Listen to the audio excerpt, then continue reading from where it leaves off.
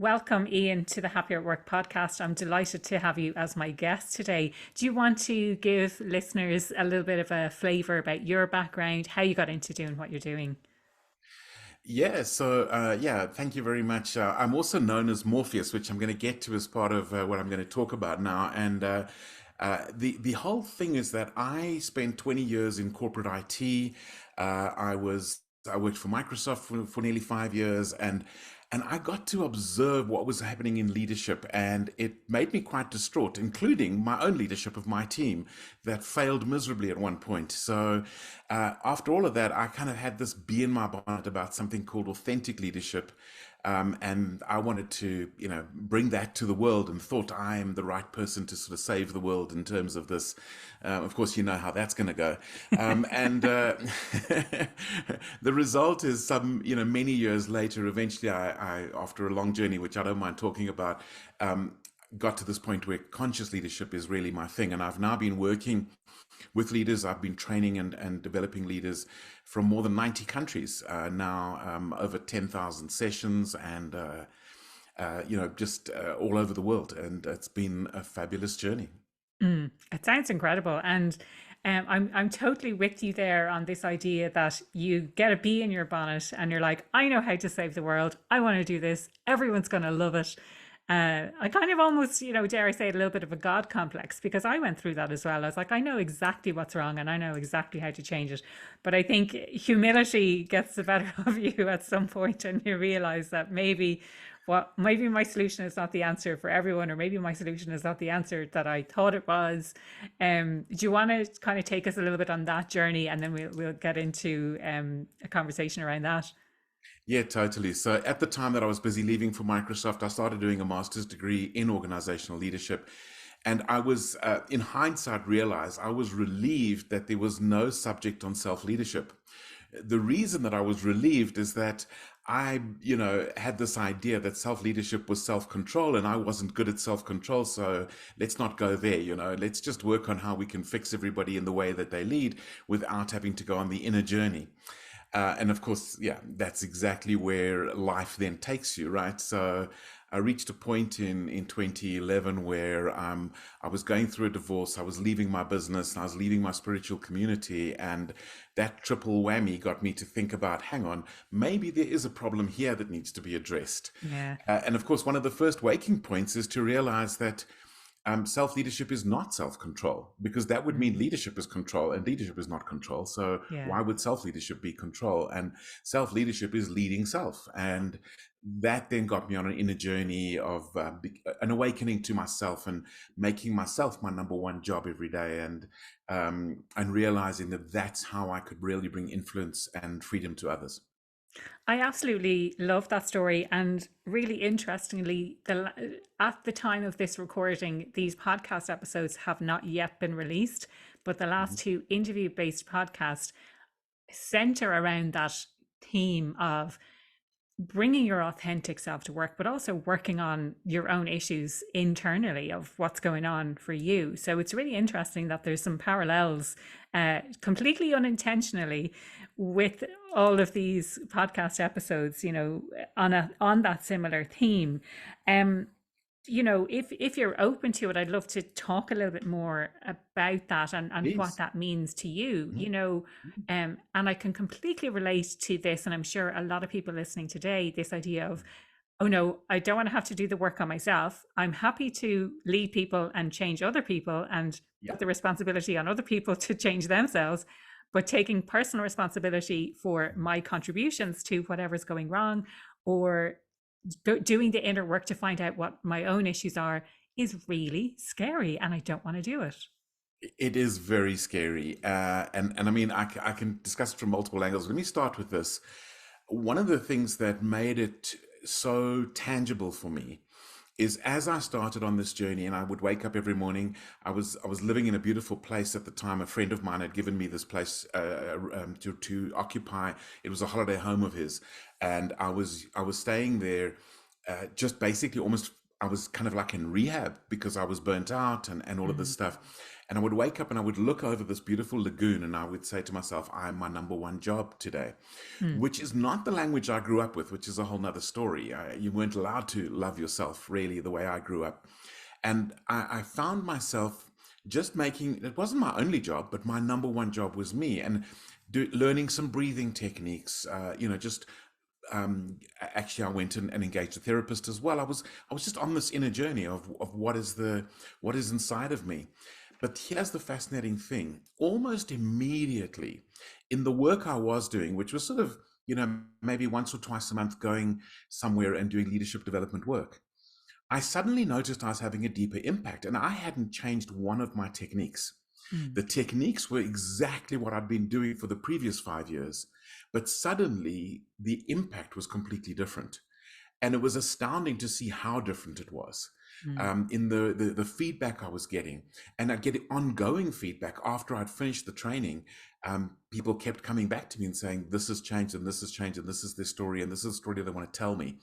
And so there's something about when we do the inner work, it immediately influences others, even without us changing our behavior. Yeah.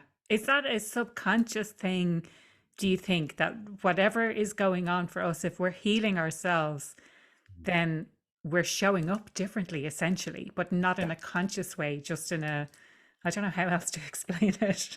Well, it's a beautiful word that you're using there, because I call this conscious leadership, Yeah. and yet you're absolutely right. It's happening at such a deep level that what we're communicating, I think, is subconscious, and the way we're showing up, we don't even realize, but our very stature has changed. Our love that we bring to people has changed. And I think there is something of that authenticity. And I mean, this it's actually quite amusing, because my goal when I left the corporate world was authentic leadership, and I hadn't been authentic, and suddenly I was now being authentic, and I was having a bigger impact.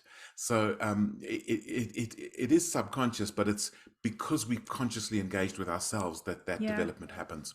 There's a couple of things I'd love to unpack there. And I suppose it's the meaning of authenticity. And the reason I ask is because I hear different people using it in different ways. And you may have shared this before, Ian, this idea that it's okay to show up just as I am, even with everything behind. Oh, look, I show up angry because I'm being authentic. And that kind of idea versus, um, I suppose people taking personal responsibility and self leadership and being authentic from a self leadership perspective. Any thoughts on maybe the difference between those? Oh yeah, it's not a license to to just do whatever you want. That's not the point of authenticity.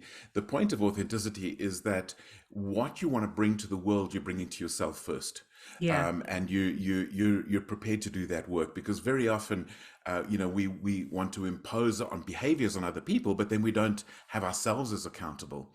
And so I think, the concept of emotional intelligence would be one simple example of this, where in emotional intelligence, I'm very aware of what's happening for me emotionally, and I manage that in a way that I can tell that story without hurting other people. And I think that then becomes, so the authenticity for me aligns quite well with vulnerability and transparency. Whereas somebody who's just venting over everybody, I don't think that's vulnerable. It might have an element of transparency, but it's not vulnerable. And it becomes a hallmark. I've done some mentoring of some young people for a long time, some of whom are now very successful in their own businesses. And one of the characteristics that they talk about, I've often said to a new mentee, go and speak to them, see what their experience is, and find out what they have to say about working with me. And the one theme that comes through every single time is that I don't come across as I've arrived and I'm now trying to sort of help them. Mm. It Mm. comes across much more that I'm also on a journey, and I will tell you about where I'm struggling on my journey. And that way I will be much more disarming and approachable for you to also come and tell me your story. And so the authenticity for me is my own authentic inner leadership journey, Yeah. not my vomiting out my latest feelings on everybody. That to me is not what I mean by authenticity. Yeah. It's really interesting you say about this idea that, oh, I've arrived and I'm preaching from a place where I know much more than everyone else. And I'm, again, this idea of maybe the God complex, like Exactly. I'm the Messiah and I have all of the answers. And that's not what it's about. It's really interesting that you say that, because I think the perception sometimes is with this journey, let's say, of the inner work. And I've heard people describe it as like an onion. Like you think, oh, I've got through that Mhm. layer and I'm through the other side and brilliant and I've worked on that. And then you find that there's something else that maybe triggers you, or that you have some more work to do on your own healing. Really, really interesting. Any thoughts to share? Oh, totally. So to me, conscious leadership, you never ever arrive. There is Yeah. no such thing as Mm. arriving. And there's, I'm going to give you two examples of that. So the one is just, for me, life isn't even about arriving. I believe that the secret of life is the journey. There is no arrival whatsoever.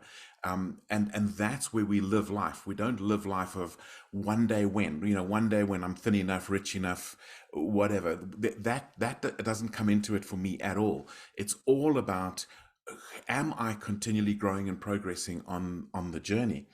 There's an interesting book on conscious leadership. I don't agree with everything in this book, but it's a book called The 15 Commitments of a Conscious Leader. And they talk about the behaviors which are not conscious leadership behaviors, and then the behaviors which are conscious leadership behaviors. And you look at their 15 behaviors that are conscious leadership behaviors, and it's unattainable. Nobody could live that all the time. And the secret is not to live there all the time. The secret Mm. is, how quickly do we become aware when we are on what they call the below the line, the unconscious leadership? How Okay. quickly do we become aware, and how good are we at getting ourselves back to the above the line version of ourselves? And that is the secret. It's not to be above the line all the time. It's that growing awareness when we aren't, and what do we do about it? Do we have the skill to move ourselves into being more conscious leaders? Yeah.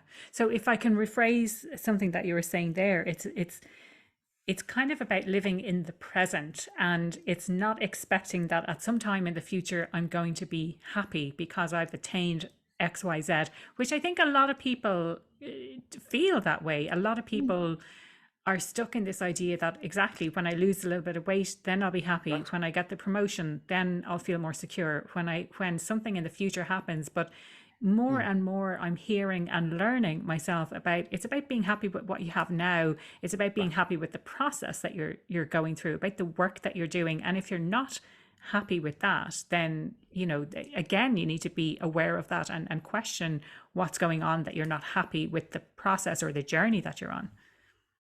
Well, I think the beautiful example of that is one day when I win the lottery, Oh because yeah, yeah, the research on lottery winners is that they are less happy after having won the lottery than they were before.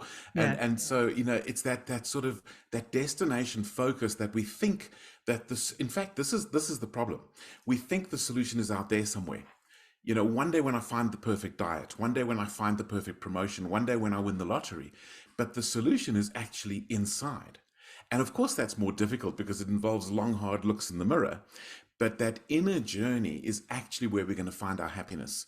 The solution is not out there, the solution is inside here. Yeah, love that. I'd love to touch on the idea of the above the line versus the below the line. If you can share anything around that, maybe less focus on the above the line stuff. If you're saying it's not necessarily attainable all the time, but being aware when you are below the line, what kind of things are associated with that? So let's give a very simple example. I'm going to be doing a session with.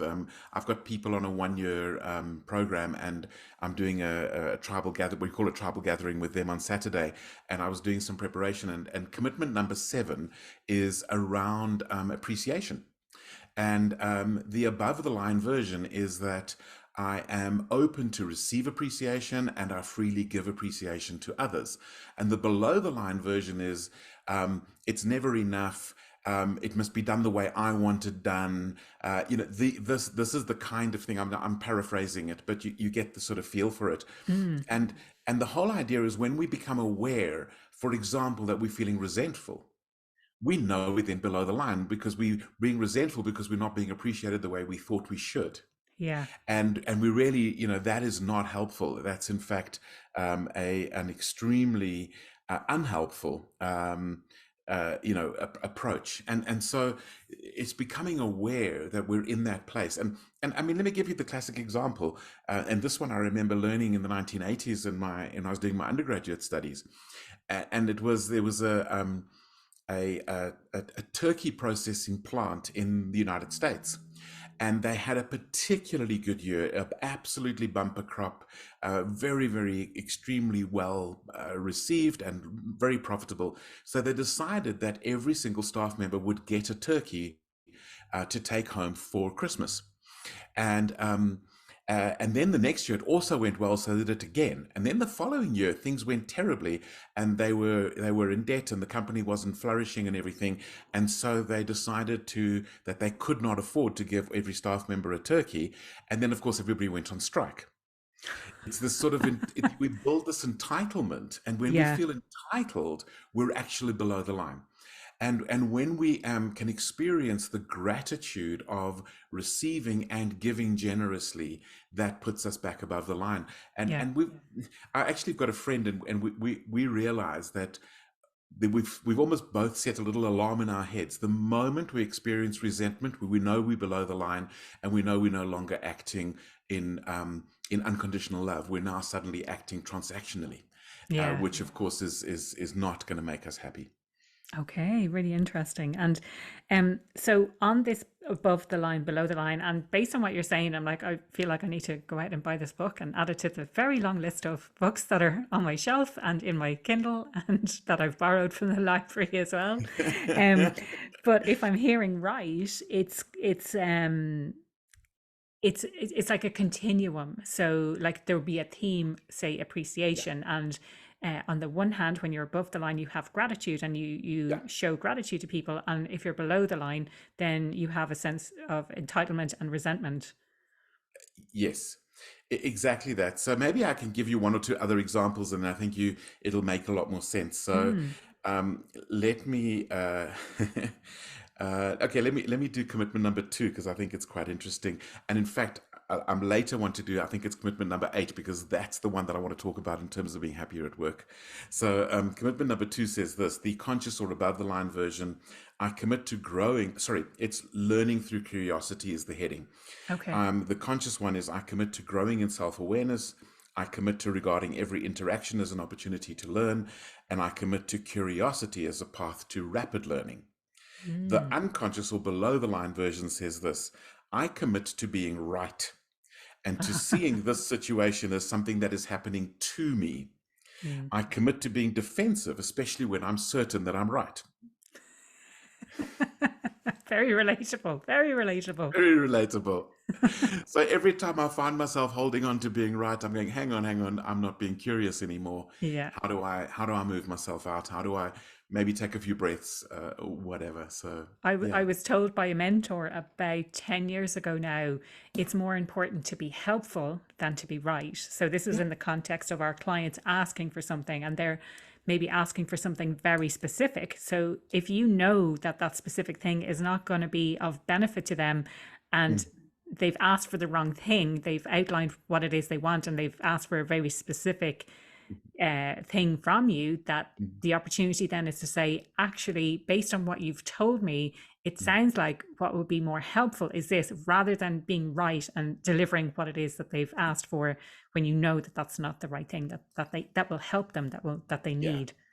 Exactly. And one of the things that I find so many leaders, and it becomes an ego attached thing and so on, but it's pretty unconscious, is that people think that their job as a leader is to win arguments. And Mm. for me, and to be right, and the moment they're not right, they're vulnerable. Somebody could take their role or something like that. I'm going, no, the opposite is true. Leadership, you could win arguments and lose battles. Battles like engagement, battles like productivity. Mm. So to me, the leader job is not about being right. The leader job is about facilitating people's engagement and productivity and those sort of things and growth. And the classic example for me is um, uh, a bit of an internal thing. Again, a bit of a confession. In the days prior to my sort of awakening, if you like, is I was delivering training in a big financial institution here in South Africa, and I got feedback on my evaluation form that said this. It said, Ian's need to be right is getting in the way of being a good facilitator. Oh, interesting. I'm sure that And was I very mean, hard it to was it hear. was crashing. It was Yeah. crashing. It took me about 3 weeks to recover, but Yeah. it actually changed the direction of my life. Yeah. That I realized that my job as a facilitator is not being the expert. I am an expert, but it's not my job. My job is facilitating the learning, which is a drawing out of them, not a putting in. Yeah. And that is kind of aligned with this commitment. So when I read this commitment, I just laughed because this has been such a tough journey for me, and I still Yeah. get it wrong every now and then. But it's so good to get it right as well. Yeah. Yeah. Yeah. Are there particular things that you feel are more common than others when it comes to conscious leadership, as in uh, trying to be a more conscious leader? Are there some obstacles, some things that are more in the way than others? So to me, there's sort of two or three massive obstacles and they're all in the mindset. Yeah. They're not real obstacles. They're all in the mindset, and some of them in culture. And one of them is this need to be right, this sort of sense that it's my job to play the expert, whereas in fact, great leaders are their hallmark is asking good questions, Yeah. not giving all the answers. Um, and and when I ask leaders about that, and I say, well, what would it be like if you could lead by asking more questions than giving more answers? And they said, well, they wouldn't be leading anymore. And then I go, no, no, no, no, no. Let's talk about that. What do you mean? And they said, well, if they keep asking questions, aren't they going to look like they don't know anything? And then I take them through all the techniques and they go, oh my goodness, this is real leadership. This is Mm. hard work, listening, not, drawing out, not forcing, asking difficult questions, questions that get their team members to take more ownership. Yeah. Whereas when they are pushing at them, they kind of go, the ownership lies with the leader. Whereas when they're being asked great questions, it's kind of like, oh my goodness, this is my job. I better shape up here, so that they realize suddenly that actually asking good questions is a higher level of leadership. So that's the one, is this whole thing of being right versus facilitating the growth and development of their people, and the ownership of their roles. That's really what it's about. But the bigger issue I encounter, actually, we kind of hinted at already in the earlier part of the conversation, and that is leaders with a victim mindset. Mm. And this is, to me, you would be shocked. I have worked with managers of managers of managers of managers, very, very senior people in big global organizations. And in the training, they will say something to me like, well, I'm not going to do it for my people if my boss doesn't do it for me. And I'm kind of going, but that's not leadership. That's a bit like Nelson Mandela saying, well, until the government changes, I'm not going to try and lead the country. you Yeah. know, it's like, that's not leadership. Leaders bring change. Leaders bring to their people that which was never given to them. But it goes further, because then the next excuse they come up with is they're blaming their staff for their Yeah. bad leadership. Mm. I'm going, that's not leadership. And then, of course, they're victims of the economy and the politics and all sorts of things. And I'm going, that's not leadership. Conscious leadership is, I understand all of that, but I'm going to bring what I've got here to the world. Yeah. And that's the opposite of the victim. So in many ways, I say the opposite of conscious leadership is the victim mindset. Yeah. And I think from what you're saying, it means that someone at any level in an organization can activate that. You Yes. don't have to be, if you take the decision that my boss doesn't do this for me, so therefore I'm not doing that for my staff, Yeah. then it's nothing is ever going to change. Yeah, You know, that implies that it has to start from the top. But if you create a team environment where you're taking responsibility, where you're not putting the blame on other people, mm, then, well, more people are going to work or more people are going to exactly, want to work on your team. exactly. You know, and people will start taking notice, and that's how things change, I think, from kind of lower in the organization. Totally agree.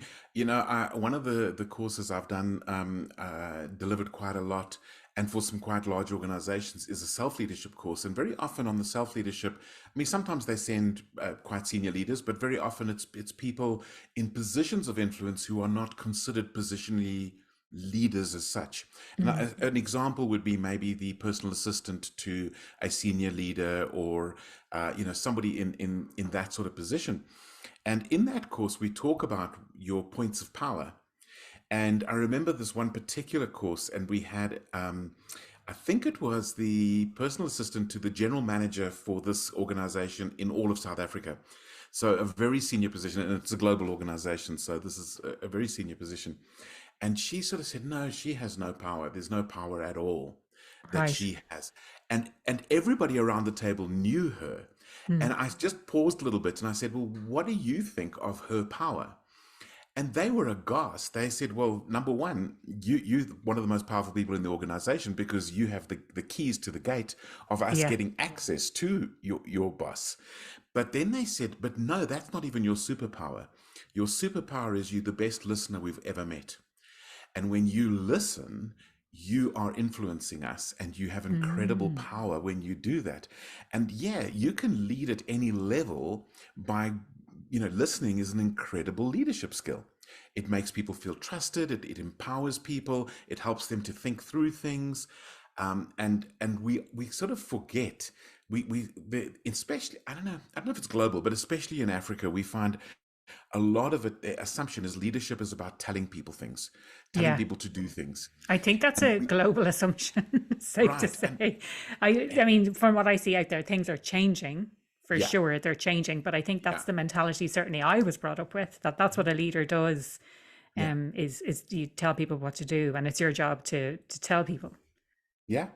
And again, that's then associated with being right again. Yeah. So yeah, we really want to get to a different kind of a mindset where we look at influence and how does influence work, and it's so multifaceted. And yeah, we do want clear expectations and these kinds of things, but the sort of telling isn't growing people. Listening grows people. You know that situation, we've all encountered it, where you're really struggling with something and you say, have you got a minute? I just want to, get some insight or an idea. And you've just finished explaining the whole thing and you go, oh, I know exactly what to do. Thank you very much. The other person Yeah. goes, what did I do? Well, you listened, and Yeah. that changed everything. Yeah, yeah, yeah. That you're able to verbalize. And when you say something out loud, I think Yeah. it helps you, for me, certainly, it helps me to process what it Mm. is that I'm trying to do. And certainly if I think of an example of when I was doing my dissertation for my master's, it helped verbalize stuff. When I was able to say it out loud, it really helped me to process what it was, and to kind of put things in the right order and all of that. So definitely I can relate to that. It helps to be able to say stuff out loud. So I'm sure other people listening can relate to, just when you talk about a problem, it helps you to kind of solve it yourself. Yeah, yeah. I mean, when in the work that I do with Totally Morpheus, we have a particular piece of leadership development, which is I call the method, the Morpheus method, and that is connect, stimulate, challenge. And the connect is all about listening, making people feel heard, making get where people say, yes, you got me. That's the connect and the listening. The stimulate is asking questions to shift perspective. And so when we ask really, really good questions, so the listening on its own is a great skill and it is leadership, but there's more. And the asking incredible questions which can shift levels of ownership, for example, saying, so what could you do about that? Or I see that you've got off track.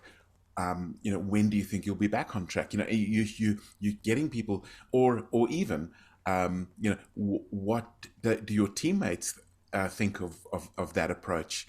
What are your clients? How do they view it?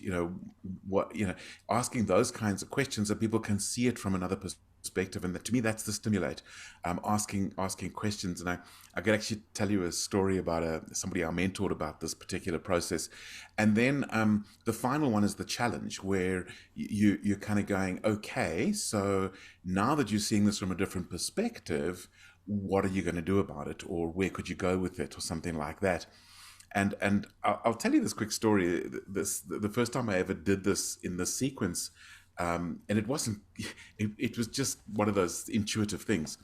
I had a young man who came to see me. He had fathered a child outside of marriage. He was very young. He was still a student. He had no intention of marrying the mother. He didn't feel that that would be useful. But he wasn't being given access to the child. And this was in an African setting where there's some cultural issues at play as well in this kind of scenario. And so he told me this whole story, and I listened, and he really, you could see he started to really open up. He felt heard, but he was very indignant that he wasn't being given access to this child. And I said to him, so tell me this, what do you think of the idea of having rights without responsibility? And he was like, what do you mean? So I said, well, tell me, what have you done so far for this child? And the child was a few months old, and he said, well, what do you mean? I have no money. I'm a student. And he really was genuinely, exceptionally poor. And I said, well, if you don't do anything for the child, why would you be given access rights to the child? And you could just see all the wheels turning, and he went, you know what, that's a really interesting challenge. And about 3 or 4 weeks later, he messaged me to say he'd sent a blanket. And it was getting towards winter. It was autumn, and it was getting towards winter, and he sent a blanket.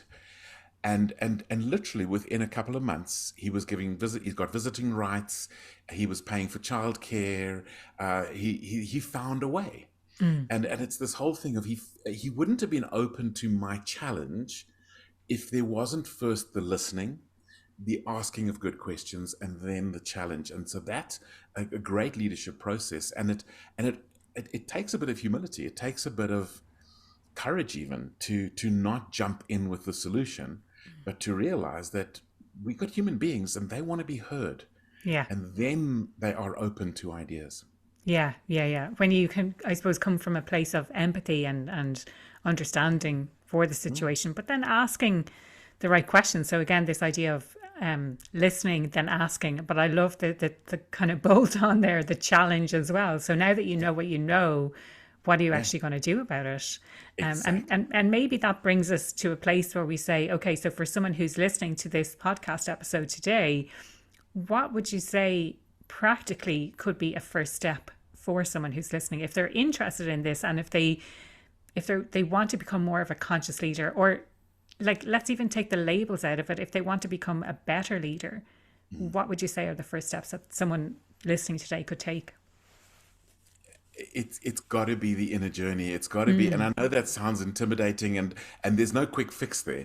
This is one of those slow down to speed up moments. There is no quick fix, but it's being aware of your own internal barriers. What stops you from listening? So take, for example, this thing that I was challenged on of my need to be right was getting in the way of being a good facilitator.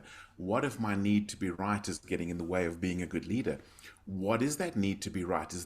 Am I attaching my security to playing the expert instead of, finding my inner security and not needing that? And that's the inner journey. So unfortunately, I mean, you're asking a great question. What's the first step? But I think I need to contextualize that first step, and that is, this is not easy. This is looking in the mirror. That's why I said not the entire journey, maybe just the first step that someone could take. So it's not that scary, but maybe it's a case of being aware of that. And I think there's some things that have happened to me, and I don't know, is it because of the conversations that I'm having on the podcast, but there's been some things that I've been very aware of, and I'm like, oh, that's triggering for me. Okay, let's have a look inside. Why do I feel the way I feel when I see someone sharing that information, or when I have that conversation with someone? What's going on for me? And just noticing it and journaling on it, essentially, and saying, and when has this happened in the past, and why is that such a problem for me? Yeah. So you've hit the nail on the head. Awareness is absolutely the first step. Mm. There is no point in engaging with the journey if you aren't aware. Yeah. The awareness builds the momentum. So that is the first step. And then from awareness, we can go towards acceptance, because sometimes we need to accept that's where we are before we can shift it. A lot of people think that once they become aware, it's now force a change. But actually, Okay. there's something about accepting, oh, this is where I'm at. This is what's going on. I do have a need to be right, or I do have a trigger about XYZ subject, whatever it might be. And then accepting that. Mm. It's almost like if you drop somebody in the desert and you say to them, you now need to find your way somewhere to a certain destination. If Yeah. they don't know where they are and accept where they are, how do they plot the path to where they need to be? And we need to be aware and accept that, Yeah. because that's the tough step, is I that was I was people want I to was going to deflect say. it. Yeah, They yeah, they yeah. want to deflect it. Yeah. I was going to say exactly that, Ian. Like this, I think acceptance, awareness is probably you're like, okay, I'm aware of this now. And you kind of wish that you weren't aware, because when you're Yes, aware, you yes, feel like you have to do something about it. And yes. then acceptance is the really difficult part, because what you want to do when you're aware of something is change yourself in some way. You're like, I wish I wasn't like this, and I wish I was different, Exactly. and I wish. But it's about accepting yourself as you are, and that's really hard. And I'm even talking about it now, like with some of the things that have come up recently. It's like that's Mhm. going to be a hard step to take, is accepting that that's just how things are. Yeah. So it's Yeah, not about I've fixing. It's not, it's about accepting. Yeah, so I've got an 11-week journey we take leaders on for the inner part of conscious leadership journey. It's an introduction level. It's not the advanced level, but that introduction level 11-week process. And we do in that, other than introductions and conclusions, we've got do 3 weeks on engaging with your own uniqueness, 3 weeks on understanding the conditioning that you've been through, and how you reverse that conditioning to get free. And then the last 3 weeks is radical self-acceptance, Mm, because if you don't accept you can't change. yeah. And some think, I will accept myself when I've changed. Ah, And the yeah, yeah. exact opposite is true, that we are more likely to change when we've accepted ourselves. And that is a big challenge for so many people. Yeah, I can relate to that absolutely. And it goes back to what we were talking about earlier. I think it links in nicely with this idea of I'll be happy when I'll Yes, accept myself, when I'm different, when I've learned how to overcome this, when I am yeah, no longer triggered, but it's about accepting yourself as you are in the moment, and not waiting for a time in the future when it's acceptable to accept yourself. right. I remember having a conversation with one of my clients who's also a close friend, and she said to me, "No, no, no. But if she can't accept, she can't accept this thing because she has to change." And so I said, "Well, how long have you struggled with this?" And she went, "Oh, about 25 years." So I said, "Well, is it maybe time to try a different approach? Because you've been trying to change yourself and then you'll accept yourself for 25 years. How about just at least giving the other way around a try, you know?" Mm, yeah, yeah, absolutely. So the awareness, the acceptance, was there something beyond that as well, or is it just awareness and acceptance? I say just as if it's. Yeah, it's such a foundational piece, the awareness and acceptance. But Mm, there is, to me, there are further steps. yeah, I think from acceptance, um, there is actually, how do I leverage this? How do I leverage what I've now accepted to shift to a new place? And how do I not just go beyond acceptance to the place of loving myself in this? Because that to me is part of this continuous journey. I mean, let's flip it around to something positive. If I can be aware that I have an area of my life where I'm a genius, and we all do, every mm, one of us does, and then I can accept that genius, which is such a difficult journey for most of us. yeah, Then I can say, well, how can I leverage this genius, and how and do I love myself enough to be able to bring this to the world that it can make an impact? mm, And I don't think the negative ones are actually that different a journey.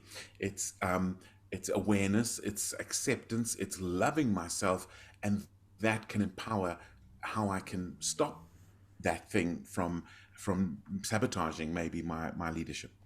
Yeah. Yeah, really, really interesting.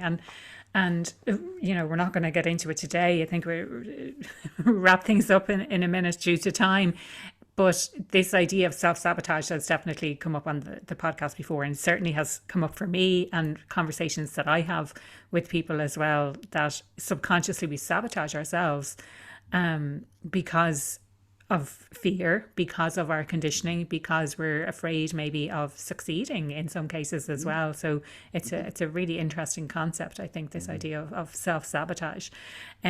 Ian, maybe share with us a little bit about the story behind Morpheus that you mentioned at the start, and if you want to let people know how they can connect with you as well. Certainly. So the story is that I was working with some friends. We were sort of playing around. Who are we mythically or mystically? Just a playful idea, but perhaps with a deeper truth attached to it. And we all kind of went away and thought about it, and we came back, and this one was Gandalf, and this one was River from the Serenity thing, if you know anything about that, and so on. And they got to me, and I said, I have no idea.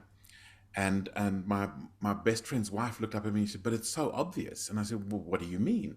And she said, but you Morpheus. And I said, oh, I wish I was Morpheus. I could never be Morpheus. And everybody else, you could just see the wheels turning. They said, no, Ian, but you are Morpheus. And of course, Morpheus, is the Greek god of dreams, the one who awakens dreams in others. We had Neil Gaiman's Sandman series with the lead character as Morpheus. And they say in many ways, Morpheus of the Matrix movies was also based on the Sandman character from Neil Gaiman. And Morpheus is the one who believes when others have stopped believing. Morpheus is not the hero, but is the one who raises up the hero. Morpheus is the one who awakens the dream and awakens people to who they really are and what they're really here for. And it's taken me quite a journey. This was some 18 years ago that I was told I'm Morpheus, and it's been quite a journey Yeah, to yeah. accept that that's kind of who I am. Wow, it's powerful, powerful. And if Thank people you. want to connect with you, what's the best way they can do that? And if you want to mention any events that you have coming up or anything where people can kind of reach out and understand a little bit more. So the easiest is LinkedIn. When you Google Ian Hatton, you're going to find a movie producer in the US and so on. But if you go into LinkedIn and you look at Ian Hatton, I have the Ian Hatton phrase, so / Ian Hatton, that's me. Okay. So that's the easiest way. And I don't have an event, but I've got a little invitation for your people, and that is a beautiful little assessment called the EGG, the Essence Growth Gap. And it's a leadership assessment that will explore how where you are at in your conscious leadership journey. And there's no sort of bad place to be. There's simply an awareness again that we can then work with acceptance and see what we can do with it. And that is a little QR code that's right there on my LinkedIn profile immediately, and people can go in and do it. It's a free assessment, and that I think will take people on this journey of exactly what we've been talking about. Yeah, yeah. It's really interesting you say that there's no bad place to be, because I think we tend to judge ourselves. We tend to, Totally. oh, I wasn't aware of that, and now I'm aware, and I'm a terrible person, or whatever it might be. But we do tend to do that. But it's really great to know that, like, it's a judgment-free space. Yeah. And you're not allowed to judge yourself either. Conscious leadership is not a self-flagellation space. It's a space of awareness and going, oh, wow, I've just been given a great gift. What can I do with it? Yeah, yeah, yeah. Like feedback as well, and treating Yeah, feedback as a gift. exactly. Ian, what does being happier at work mean to you? Well, I'm going to give you just two examples because I mean I could talk for hours on that subject. But just seeing that we were talking about the commitments, there's a particular commitment which is excelling in your zone of genius, and the above the line version is this: I commit to expressing my full magnificence and to supporting and inspiring others to fully express their creativity and live in their zone of genius. And my observation is that when we do it ourselves and we empower others to do the same, there is a happiness that comes. There's a joy. It's that thing that, but that's so easy. It just happens. It just flows from me. And it's that state that is really exciting. And by the way, the unconscious or below the line version is this: I commit to holding back and not realizing my full potential by living in areas of incompetence, competence, and excellence. And that shakes people up because we often think the pinnacle is excellence. No, the pinnacle is genius, and that's where true Mm. happiness is found in the workplace. And it's and I've said there's two parts to it because it's something for me to know and bring, but it's something for me to empower and enable in my people, and they then are going to be so much happier in what they're doing Yeah. when at least 20% of their day is spent in a zone of genius. It Yeah. changes everything. Yeah, yeah. And I think for me, that's a topic for an entire topic for a whole other podcast episode, if you'd be up for it, is talking In about fact, this I think there idea of zone too. of genius. I think Yeah. there too, because the self sabotage one, I've got a whole methodology. Well, not methodology, a lot of experience in helping people in that area. Mm. And then, yeah, this one, the genius one, is massive. I'd love to come back. Brilliant. Love it. Thank you so much for your time today, Ian. Always a pleasure to talk to you, to listen to you. So I really, really appreciate you sharing your wisdom with us today. Thank you. It's been a joy.